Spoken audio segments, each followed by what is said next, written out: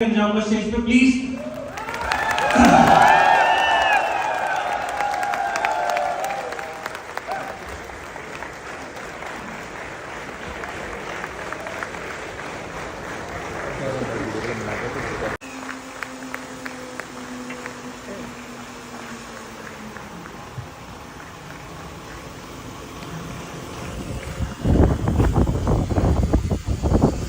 Thank you very much sir.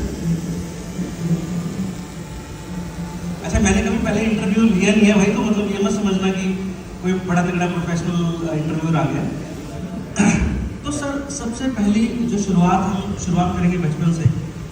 तो जिस तरीके से मैंने आज तक सिर्फ ये इंटरव्यूज देखी हैं, तो एक्टर्स एंड एक्ट्रेसेस पे भी पूछे जाते हैं, आइडल्स पे भी पूछे जाते हैं। तो सर, कोई एक ऐसा किस्सा जिसमें कहते हैं आपने कोई बहुत तगड़ी शरारत कर दी और कहते हैं मतलब अपने फादर साहब से कुछ आपको बहुत तगड़ी डांट या मार, कुछ ऐसी कोई ऐसा किस्सा सर? शरारती तो रहे होगे सर आप।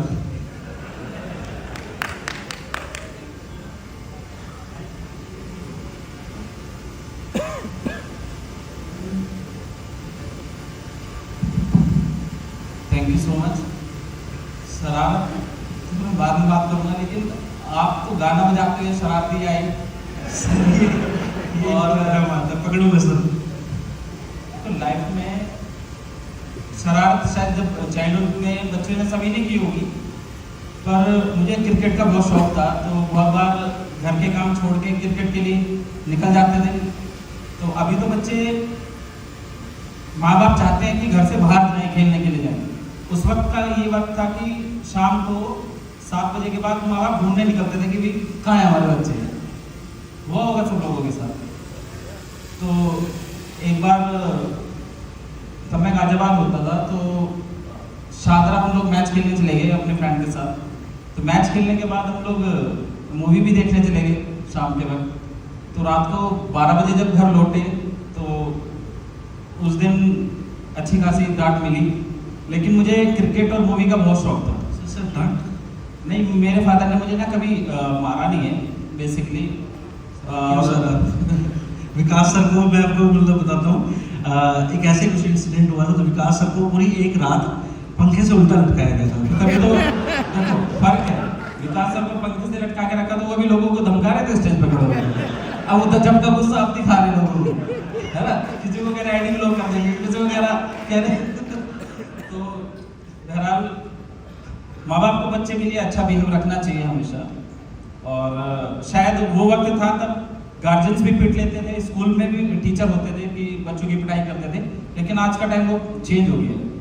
बहरहाल शायद उस वक्त के टीचर स्ट्रॉन्ग थे, तो बच्चे भी स्ट्रॉन्ग बने हैं। और मुझे लगता है कि वो जनरेशन बहुत स्ट्रॉन्ग है, जो इतनी सारी प्रॉब्लम्स के बाद भी आज एक अच्छे अचीवमेंट कर रही है। जो न्यू जनरेशन होगी वो डिजिटली शायद स्ट्रॉन्ग रही, लेकिन फिजिकल नहीं। तो उस वक्त की पिटाई भी अच्छी होती थी और डांट भी अच्छी होती थी। ओके, तो सर वही स्टार्टिंग से, बचपन से अगर मैं बात करूँ आपके एकेडमिक्स की, तो पढ़ाई में आपका शुरू से कैसा रहा? मतलब आप टॉपर थे या मीडियोकर थे, क्लास बंक्स किया करते थे या नहीं करते थे? तो मतलब कैसा रहा आपका स्टडी पीरियड, कैसा रहा आपका? वो तो मेरे साथ के लोग भी रहे होंगे तो बताएंगे। बट क्लास में टॉपर की बात करूँ तो मेरा एक दोस्त था आमिर, वो बहुत इंटेलिजेंट था। और मैं शायद उसके बराबर इंटेलिजेंट नहीं था, लेकिन शार्प माइंडेड बहुत था। तो ऐसा पर टॉपर नहीं रहा हमेशा। और लेकिन क्या था कि मैं आधा वक्त मेरा क्लास में होता था, आधा क्रिकेट ग्राउंड में होता था। बाकी घर की जिम्मेदारी थोड़ा जल्दी आ गई थी, तो समझदारी थी कि कम ये जरूरी नहीं कि आप ज़्यादा पढ़े लिखे हैं तो ही अचीवमेंट कर सकते हैं। दुनिया में, लाइफ में हमेशा जो एवरेज स्टूडेंट रहा होगा ना, जो खेल को भी प्रेफर करता है और समाज को भी प्रेफर करता है और पढ़ाई को भी साथ साथ करता है, तो शायद लाइफ में वो ज़्यादा अचीव कर पाते हैं। तो आपको अचीवमेंट करने के लिए ये जरूरी नहीं है कि आप टॉपर हो तो आप अचीवर बनेंगे। बाकी मैं टॉपर रहा, लेकिन उसको भी अगर एक तरफ रखूँ तो लाइफ में लोगों को टॉपर होना या नहीं होना मैटर ही नहीं करता। मैटर करता है कि आप सीखना कितना चाहते हैं, मैटर करता है कि आप एजुकेशन कितना करना चाहते हैं, मैटर करता है कि आपकी स्किल्स क्या है। और हर एक बच्चे को मुझे लगता है कि आज के टाइम पे भी स्पोर्ट्स में जरूर जाना चाहिए, क्योंकि स्पोर्ट्स में नेवर गिव अप पॉलिसी पे काम करते हैं। तो मेरी सक्सेस पढ़ाई के साथ स्पोर्ट्स से ज़्यादा रही है। अगर स्पोर्ट्स मैन ना होता तो शायद मुझे लगता है कि मैं यहाँ तक ना हूँ। और सर इसके बाद उसी दौरान मतलब एक जो बहुत ही ज़्यादा मोस्टली आस्क्ड क्वेश्चन था, सर आपका मतलब उस टाइम पे कोई ऐसा लव लाइफ रहा हो या आपकी मैरिज अरेंज या लव कैसे, मतलब उसके बारे में कुछ थोड़ी सी टिप्पणी। लव लाइफ जैसे कुछ होता नहीं है ज़िंदगी के अंदर, क्योंकि दुनिया में शायद लोगों को लगता है कि जब आपकी पॉकेट में पैसा हो। मेरी लव लाइफ की बात करूँ तो मेरा मुझे ऐसा लगता है कि 2011 में मुझे बड़ा लॉस हुआ था। 17 साल की एज में मैंने पहले 1 करोड़ कमाया, 2011 तक 21 साल की एज तक बहुत सारा मैंने खो दिया। तो आपके साथ लोग तब चल रहे होते हैं जब आप सक्सेस होते हैं, और काला गोरा छोटा बड़ा कुछ नहीं होता, सिर्फ जब पैसे होते हैं तो बंदा हैंडसम हो जाता है ना, और जब नहीं होते तो बहुत सारे लोग आपको छोड़ के भी चले जाते हैं। तो अपने को ऐसा कोई तकलीफ नहीं है, जो ऊपर वाले ने मुझे आज दिया है, मेरी बीवी बहुत अच्छी है, मेरे बच्चे अच्छे हैं, तो सुकून है कि आपके साथ वो पार्टनर आना चाहिए, क्योंकि ऊपर वाला ना आपके लिए अच्छा पार्टनर चुन के रखता है। तो उसमें मुझे कोई टेंशन नहीं है, या मुझे अपने आप से या किसी से कोई शिकायत नहीं है कि आप ऊपर वाले के डिसीजन में इंटरफेयर नहीं कर सकते, क्योंकि उसने आपके लिए बेस्ट लिखा होता है हमेशा। तो वो मुझे मिला और खुश हूँ। सर जितने भी यहाँ मैरिड लोग बैठे हैं उन सब के बिहाफ पे क्वेश्चन कि जिस तरीके से आपको हमने देखा है या खुद से मतलब पर्सनली है, मैं आप लोगों को सच में बताऊँ, हम लोग काफ़ी कनेक्टेड है, सर की फैमिली मेम्बर्स के साथ भी कनेक्टेड है। मतलब हर टाइम दिमाग में सिर्फ काम पर लग रहा है, ये करने गए फिर वहाँ गए फिर वहाँ। तो सर कैसे मतलब भाभी जी को कैसे मतलब आप मैनेज करते हो? फिर डांट डोल तो थोड़ी तो पड़ती होगी ना? देखो डांट तो परेशान है सर। सुनो सर, कई लोग की बात मैं बताता हूँ। आप में से कोई टाई बांध के नहीं बैठा हुआ, मेरे पास है, क्योंकि मेरी वाइफ नहीं दी थी मुझे, और तो बांधनी पड़ी। बाकी सब लोग बिना टाई किए देखो। लेकिन अगर आपके डांट जैसे भी वाइफ के साथ या फैमिली में कुछ होता नहीं है, वो एक प्यार होता है। और जब आप रिस्पेक्ट दो, फैमिली को हमेशा रिस्पेक्ट से चलना चाहिए, क्योंकि लोग बाहर आके ना बड़ा रिस्पेक्टफुल बनते हैं, बाहर आके लोगों की इज्जत करते हैं। घर से बाहर निकलने के बाद आप जनाब उनकी मुंह से छूटता नहीं है, लेकिन जब घर में होता है बंदा तो वो अलग बिहेवियर के साथ आता है। बीवी के साथ तू तड़ाक से होता है, माँ बाप के साथ तू तड़ाक से होता है। तो हमें सक्सेस होने के लिए पहले ना घर में ठीक होना पड़ेगा। पहले हमें आप जनाब या अपनी वाइफ को इज्जत देनी पड़ेगी, अपने माँ बाप को इज्जत देनी पड़ेगी, तो फिर बाहर में थाउजेंड्स ऑफ पीपल खड़े हैं आपकी इज्जत करने के लिए, है ना। तो अगर आप इज्जत देते हैं और फैमिली को समझ आता है, आपको मुझे ऐसा लगता है कि शायद फैमिली सबसे ज़्यादा समझती है कि आपकी सक्सेस में सबसे ज़्यादा जो सपोर्ट मिलता है वो फैमिली का मिलता है। और मुझे हमेशा लगता है कि लोगों को फैमिली को साथ कनेक्ट करके ही आगे बढ़ना चाहिए, क्योंकि बहुत सारे बिलीनियर मैंने ऐसे देखे सिंगल मर गए, उनके पैसे भी कोई और यूज़ कर रहा होता है ना। तो आप अपनी फैमिली के लिए अच्छा खर्च करो, लोगों को खर्चीला होना चाहिए, क्योंकि जब आदमी इनकम करता है तो आदमी खर्च करने की सोचता है, लेकिन ऐसा नहीं है, क्योंकि जब आदमी यहाँ से जाएगा, जिंदगी छोड़ के जाएगा, तो ऐसी इन्वेस्टमेंट वो करके जाए जो उसके पीछे भी लोग उसके लिए अच्छा बोल रहे हो और अच्छा सोच रहे हो। तो अगर नवीन चौधरी नहीं भी रहेगा तो तब भी सिस्टम चल रहा होगा, और thousands of peoples, lakh millions of peoples के घर चल रहे होंगे। सभी क्वेश्चन ये तालीम की प्रोग्रेस में पता है जी, ये तो बार बार क्वेश्चन आता है और हम ना ऐसे विकास सर ने मतलब ऐसे माथा पकड़ लेते हैं, कल को लवी सर नहीं रहे तो सिस्टम का क्या होगा, और समझ रहे आप। तो सर ने उसका आंसर दे दिया भाई। 2000 CEO खड़ी करने का टारगेट लिया। बिल्कुल सर। बचपन से हमेशा विजनरी रहा और बचपन से हमेशा रिस्की बहुत रहा। तो रिस्की बंदा लोगों को लगता है कि जल्दी ऊपर उठ जाता है और जल्दी गिरता भी है। तो लाइफ में ऐसा हुआ, 21 साल की एज में एक बड़ा नुकसान करा, फिर 28 साल की एज में एक बड़ा नुकसान करा, और जब तक नुकसान करके भरपाई करी तो वापस उठे गिरे 10 बार हुआ लाइफ में ऐसा। पर मैं एक बात कहता हूँ कि इस बार का जो, क्योंकि एक्सपीरियंस से सारी चीज़ें आती हैं। आप कोई भी छोटा से छोटा गेम भी खेलेंगे मोबाइल के अंदर या टीवी पे, तो मुझे ऐसा लगता है कि पहले दिन का स्कोर आपका, दूसरे दिन का स्कोर, तीसरे दिन का स्कोर, चौथे दिन का स्कोर, आप पर खुद फील करेंगे कि 4 दिन के बाद जो आपने गेम खेला पहले दिन के गेम से शायद ज़्यादा बेटर परफॉर्मेंस आपके रहेगी, राइट। तो आप स्टेप बाय स्टेप सीखते चल रहे हैं, लेकिन समझदार आदमी वही है जो पीछे की गलतियों को ना दोहराए। तो गिरा था और टेक्नोलॉजी से प्यार था, तो हमेशा सोचता था कि यार अच्छा करूँगा, और इसीलिए बेस्ट से बेस्ट लोगों को हायर करता हूँ हमेशा। तो लविश चौधरी के होने या ना होने से कोई फर्क नहीं पड़ता, संडे हो, ईद हो, दीपावली हो, त्यौहार हो, कुछ भी हो, लेकिन आपका पे आउट उस दिन भी आता है नहीं। हमारे यहाँ मैटर ही नहीं करता कि आज संडे है तो आज संडे की छुट्टी है तो कल पे आउट आएगा, या लविश चौधरी सर का आज फोन बंद है तो पे आउट नहीं आएगा, या मेरी अगर किसी से बात नहीं हो रही तो क्लोजिंग नहीं होगी। तो ऐसा कुछ होता ही नहीं सर, कभी नहीं। तो सर पहली अर्निंग क्या रही आपकी और पहला जॉब क्या रहा या आपका बिजनेस क्या रहा सबसे पहले फर्स्ट, और किस एज में? मैं 9th क्लास में मैंने पढ़ाना स्टार्ट किया था, 9th क्लास में 13 साल की थी। तो क्लासमेट ही थे मेरे। और पहली जॉब की अगर बात करूँ तो हम लोग पहले एक ट्यूशन पढ़ने के लिए जाते थे, तो 200 रुपये में एक सब्जेक्ट पढ़ते थे, 3 सब्जेक्ट पढ़ के आते थे, तो 600 रुपये में 3 सब्जेक्ट पढ़ते थे। तो मैंने ये चलाया था कि भाई मैं तीनों सब्जेक्ट पढ़ाऊंगा और 200 रुपये भी पढ़ाऊंगा। तो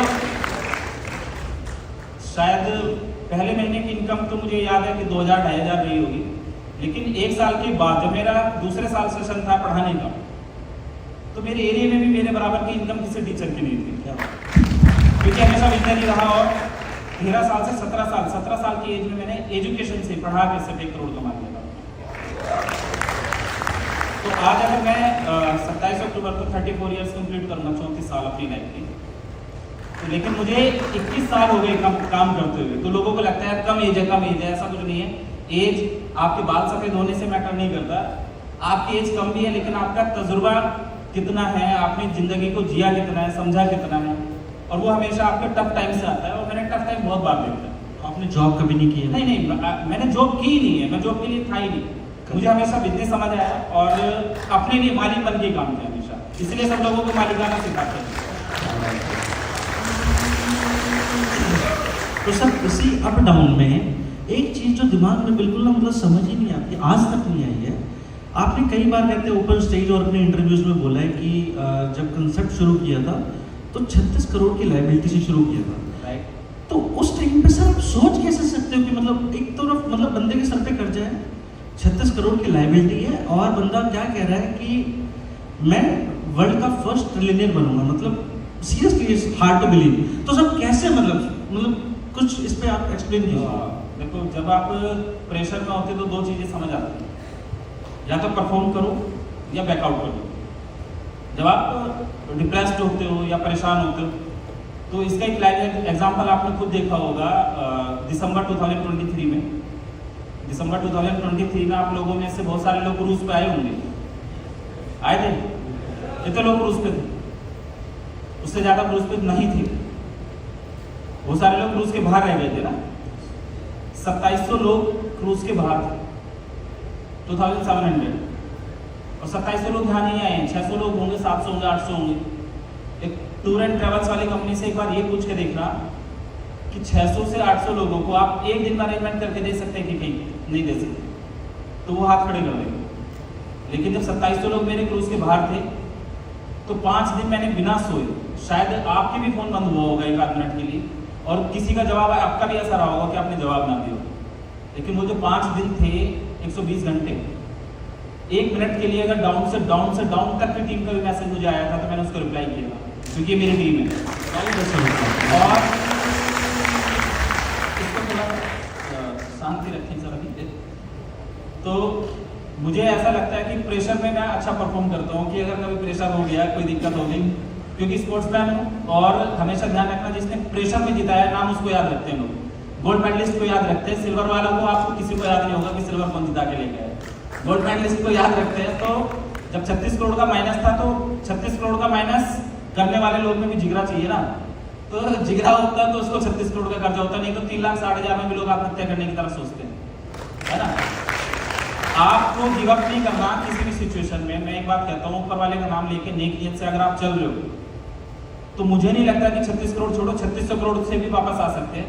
एक स्टोरी है कैफे कॉफी डे का के नाम से एक ब्रांड इंडिया का सीसीडी, उसकी वाइफ उसका हस्बैंड जब मरा, मैं 36 करोड़ की बात पे आप इंस्पायर हो जाते हो। एक लेडी की बात कर रहा हूँ, 7000 करोड़ के डेप्थ में उसके हस्बैंड की डेथ हुई है। 7000 करोड़ के डेप्थ में उसके हस्बैंड की डेथ हो गई। उस लेडी ने आज अपने ब्रांड को 15000 करोड़ का अगेन बिल्ड कर दिया 4 साल में। मैटर ही नहीं करता आप क्या किस सिचुएशन में सिर्फ आपको खड़े रहना है, स्टेबल रहना। मैंने लोगों से, कोई भी व्यक्ति है, मैंने कभी किसी को ये कहा ही नहीं कि आपको बिजनेस करना। मैंने कहा खड़े रहना सर, चलते रहना ईमानदारी के साथ, क्योंकि बिजनेस ऑटोमेटिक है, बाय प्रोडक्ट। आप अच्छे होंगे, लोग आपके साथ करना चाहेंगे। आप सारे एक्टर की मूवीज नहीं देखते, जो आपको पसंद है उसी की मूवी देखते हो। तो पसंद नापसंद आप पे डिपेंड करता है। तो मैटर नहीं करता कि आपको कोई गिराने के लिए, लोग तो खड़े हैं आपको गिराने के लिए तैयार है। लेकिन 25 साल के इतिहास में अगर मैं अपने तिरंगे की बात करूं, 25 साल के इतिहास में कभी दुबई में अपना इंडिपेंडेंस डे सेलिब्रेट नहीं हुआ। क्या वहाँ इंडियंस नहीं थे? लेकिन फर्स्ट मूवर या डिसीजन मेकर हमेशा ग्रोथ करता है। हमने अपना इंडिपेंडेंस डे दुबई में इस बार सेलिब्रेट किया और अच्छे से। तो 36 करोड़ कुछ भी नहीं था, एक सोच थी, क्योंकि जो आप सोचते हो वो हो जाता है। लेकिन बशर्ते कि आपकी थॉट ठीक तरीके से काम कर रही हो, किसी का नुकसान ना सोच रही हो, लोगों के नुकसान के बारे में ना। तो 36 करोड़ तो कुछ भी नहीं था, पीनट्स थे। और मुझे लगता है 36 करोड़ तब मिनटों में भी हो जाता है कभी कभी टर्नओवर। पता नहीं कितने लोगों को 36 करोड़ कमा दिया होगा सर ने आज की डेट में, है ना। सो बहुत बढ़िया। तो सर अभी जो हमने बात स्टार्ट करी कि मतलब आपने उस टाइम पे सोचा कि मैं ट्रेनर बनूंगा, तो आपको सर मतलब थोड़ा सा एक छोटा सा एक रोड मैप कि किस विजन, देखो एक विजन देखना बहुत अच्छी बात है, आपने देखा है एंड बहुत अच्छा कर भी रहे हो। छोटा सा सर एक रोड मैप अगर पब्लिक को आप बता सको कि मतलब क्या थोड़ी सी प्लानिंग्स है आपकी, तो बहुत अच्छा रहेगा। प्लानिंग्स तो आई थिंक 2020 से सभी लोग देख रहे हैं। मार्च 2020 को मैंने स्टार्ट किया था। लॉकडाउन से एक दिन पहले मैंने इस ब्रांड की नींव रखी थी, 20 मार्च 2020। बट अगले दिन अनफॉर्चुनेटली लॉकडाउन हो गया। उससे एक दिन, मतलब जिस दिन हमने अपनी वेबसाइट बनाई थी, तो तबरेज भाई मेरे साथ दिल्ली हमारा एक ऑफिस होता था, वहाँ बैठे थे लोग। तो तब हमने ये सोचा था, और एक सीरियल आया था अर्तुरुल गाजी, और मैं 36 करोड़ के डेप्थ में भी था। तो वो सीरियल टर्किश सीरियल है, और उसने 1200 ईस्वी को दिखाया। तो 1200 ईस्वी में उन लोगों ने ये सोच लिया था कि शायद मैं नहीं, लेकिन मेरी आने वाली जनरेशन वर्ल्ड पे राज करेगी। ये उन्होंने 1200 ईस्वी में सोच लिया था। काई कबीला एक, जैसे आपने इंडिया में अमूमन देखे होंगे, कुछ लोग झोपड़ी झुग्गी में रहते हैं, साइड में बहुत सारे लोग। तो उस तरीके का एक कबीला हुआ है 1200 ईस्वी में टर्की में। उन लोगों ने, अर्तुरुल गाजी एक कैरेक्टर है उसके अंदर, और मैं बड़ा इंस्पायर रहा कि उसको टाइम पे बड़ी डिफिकल्टीज आती रही, और उसने तब ये ठान लिया था कि भाई मैं सच्चाई के साथ, ईमानदारी के साथ दुनिया पे हम लोग राज करेंगे। ऑटोमन एम्पायर आप लोग निकाल के देख लीजिएगा, 600 साल पूरी दुनिया पे राज किया उन लोगों ने, क्योंकि एक सोच थी काई कबीले वाले बंदे की। तो अगर मैं डेप्थ में हूँ तो मैटर नहीं करता, क्योंकि डेप्थ में जाना उस बंदे के लिए ऊपर वाले ने लिखा है, क्योंकि आपकी कैपेसिटी से ज्यादा कभी आपको दर्द नहीं देता ऊपर वाला। तो मुझे एक बात तो समझ आ गई थी कि मैंने कभी किसी के लिए गलत नहीं सोचा, तो शायद ऊपर वाला कुछ बड़ा कराना चाहता है। तो वहां से जो शुरुआत की थी, सोचा था कि क्रिप्टो इंडस्ट्री में, फॉरेक्स इंडस्ट्री में, स्टॉक मार्केट में कुछ बड़ा करूंगा, और उस दिन ही सोच लिया था कि भाई दुनिया पे राज करेंगे। अगर कबीले वाले लोग सोच सकते तो हम अच्छी जगह, तो माइनस मैटर नहीं करता। तो शायद आप कुछ अच्छा सोच के देखो, रास्ते ऊपर वाला बनाता जाता है, आपको अच्छे लोग मिलना शुरू हो जाते हैं। आपको जो आपने अपनी लाइफ के बारे में गोल सेट किए हैं, एक बार लिख के लिटरली उनके लिए काम करने की कोशिश करो, आपको वैसे लोग दिखना स्टार्ट हो जाएंगे। आपकी साइकिल बाहर खड़ी है सपोज करो, और आप किसी कॉन्फ्रेंस में ऊपर आए, और आपके दिमाग में अगर ये चल रहा है यार साइकिल चोरी ना हो जाए, साइकिल चोरी ना हो जाए, साइकिल चोरी ना हो जाए, तो शायद साइकिल चोरी हो जाती है। क्योंकि लॉ ऑफ अट्रैक्शन इसी तरीके से काम करता है, क्योंकि आपके चेहरे का एक्सप्रेशन ये है कि आपकी साइकिल भी चोरी हो जाएगी और आप अपने इवेंट्स को भी अच्छा नहीं कर पाएंगे। लेकिन अगर आपकी थॉट्स ऐसी हैं कि अगर बाहर साइकिल है, और अगर साइकिल चोरी होने की थॉट्स आपके दिमाग में आई भी, और आपके दिमाग में अगर साला साइकिल चोरी हो भी जाएगी तो बाइक भी आएगी, और अपने बिजनेस को फोकस किया तो बाहर वो साइकिल भी रहेगी और अगले दिन बाइक भी आएगी। तो आपकी पॉजिटिव थॉट प्रोसेस आपका ठीक रहना चाहिए। सोचने के तो पैसे नहीं लगते ना, सबसे बड़ी दिक्कत ये है कि लोग बड़ी सोच रख ही नहीं पाते। सोचने के पैसे नहीं लगते, क्योंकि जब बड़ी सोच लेते हैं तो लोग आपको पागल कह देते हैं। 4th स्टैंडर्ड में बराक ओबामा ने ये सोच लिया था कि I want to become the first president of free America. Negro person था, लोगों को लगता नहीं था कि वो जब 4th स्टैंडर्ड में किसी ने पूछा था क्लास टीचर ने कि भाई आप क्या बनते हो, तो किसी ने पायलट बताया, किसी ने डॉक्टर बताया, किसी ने कुछ बताया, लेकिन बराक ओबामा ने बताया था तो वो बना। इतिहास गवाया 2 बार प्रेसिडेंट बने बराक ओबामा साहब। तो आपको सोचने के पैसे नहीं लगते, तो इसीलिए टारगेट बनाया था कि 2027 तक ट्रिलियनियर बनूंगा, क्योंकि वर्ल्ड में बिलियनियर बहुत सारे हैं। और मैंने आपको क्या कहा कि गोल्ड मेडलिस्ट को या फर्स्ट पोजीशन वाले लोगों को लोग याद रखते हैं। अगर मैं बिलियनियर बन भी गया तो शायद मुझे कौन याद रखेगा, मुझसे पहले वो सारे लोग हैं। लेकिन अगर फर्स्ट ट्रिलियनियर बन गया तो दुनिया से पहला अपना तिरंगे का झंडा ये तो पूरी दुनिया को दिखेगा कि पूरे वर्ल्ड में ट्रिलियनियर बनने की सोच रखने वाला कोई बंदा है। सोचने के पैसे नहीं लगते ना, लेकिन दिक्कत ये हम बड़ा सोच ही नहीं पाते। और शायद अभी 67 CEO खड़े कर भी लिए और 2000 CEO का टारगेट है, और वर्ल्ड की फास्टेस्ट ब्लॉकचेन बनाई है। अभी मेरा सेशन शायद यही है, इसके बाद मुझे पता नहीं आज आपने किस तरीके से रखा है। निका सर दोबारा नहीं है मेरा session? Yes sir, yes sir. तो बचा के रखो, बात पर्सनली आपने मतलब पर्सनली बचा के रखो। So thank you. और सर 2027 का जो सर का टारगेट है, हम सबका पूरा योगदान है उसके अंदर, एंड चाहेंगे ऊपर वाले से कि 2027 तक जाना ना पड़े, उससे पहले 100% जाएंगे। आप सब लोगों की दुआएं हैं, सिस्टम आपके साथ है, सिस्टम कभी आपको गिव अप नहीं करने देगा। और नहीं मैंने आज तक लोगों को बनाया है कि भैया आप लोग हार मान लो, क्योंकि मुझे इतना याद है कि अभी हम कैमिदा चैम्प में थे, शायद मैंने पहले भी आप लोगों से शेयर की थी बात। अच्छा, लास्ट टाइम तो मैं आपसे वर्ल्ड कप से पहले मिला था ना, आप लोगों से वियतनाम में वर्ल्ड कप से पहले तो हुई थी ना आप लोगों की मुझसे, याद है आप लोगों को? तब तक तो मैंने ये कहा था कि अफगानिस्तान को सिर्फ स्पॉन्सर किया, अफगानिस्तान इस बार अच्छा परफॉर्म करेगी, याद है आप लोगों को? करा था कि नहीं करा था? उस दिन की वीडियो पे भी मैंने ये कहा था कि शायद मैं अफगानिस्तान को सेमीफाइनल तक देखना चाहूंगा, फाइनल तो इंडिया ही जीतेगी। तो वैसे ही हुआ कि तो कैमिदा चैम्प में आपको इमेजिन नहीं कर सकता कि 2 ओवर में दूसरी टीम को 22 रन चाहिए, 3 ओवर में 22 रन चाहिए। TLC की टीम थी दूसरी तरफ, बॉलिंग कर रही थी, दूसरी टीम के प्लेयर ने 1 ओवर में 20 रन मार दिए। अब 2 ओवर में 2 रन चाहिए, कितने रन चाहिए 2 ओवर में? 2 रन। लोगों को लगा फाइनल TLC हार गई। अब 2 ओवर में 2 रन चाहिए, पिछले ओवर में 20 रन मार के आया प्लेयर, तो क्या लगता है कि उस सिचुएशन में कौन थॉट प्रोसेस क्या होगा बंदे का? शायद ग्राउंड में 2-3 हजार लोग होंगे, उनमें से सिर्फ एक ही बंदा था कि नहीं शायद TLC अभी भी जीत सकता है, तो वो मैं था सर। और मैंने टीम को इकट्ठा किया। तो कैमिदा चैम्प का हमारा जो टूर्नामेंट होता है उस तरीके से होता है कि 2 ओवर लास्ट के जो होते हैं वो गर्ल्स खेलती हैं, गर्ल्स ही बॉलिंग करेगी, गर्ल्स ही बैटिंग करेगी। तो मैंने अपनी पूरी टीम को समझाया कि लोगों को लग रहा है कि 2 ओवर में 2 रन इजीली बन जाएंगे, लेकिन मुझे इतना पता है कि सिर्फ मैच जीतने के लिए 2 बॉल ऐसी चाहिए जिनसे 2 विकेट हो जाए। टीम को समझ आ गया और 2 विकेट हो भी गई। Thank you sir, very much sir. Sir अभी आप बहुत सुनना बाकी, आप सारे राज खोल दोगे। Thank you sir.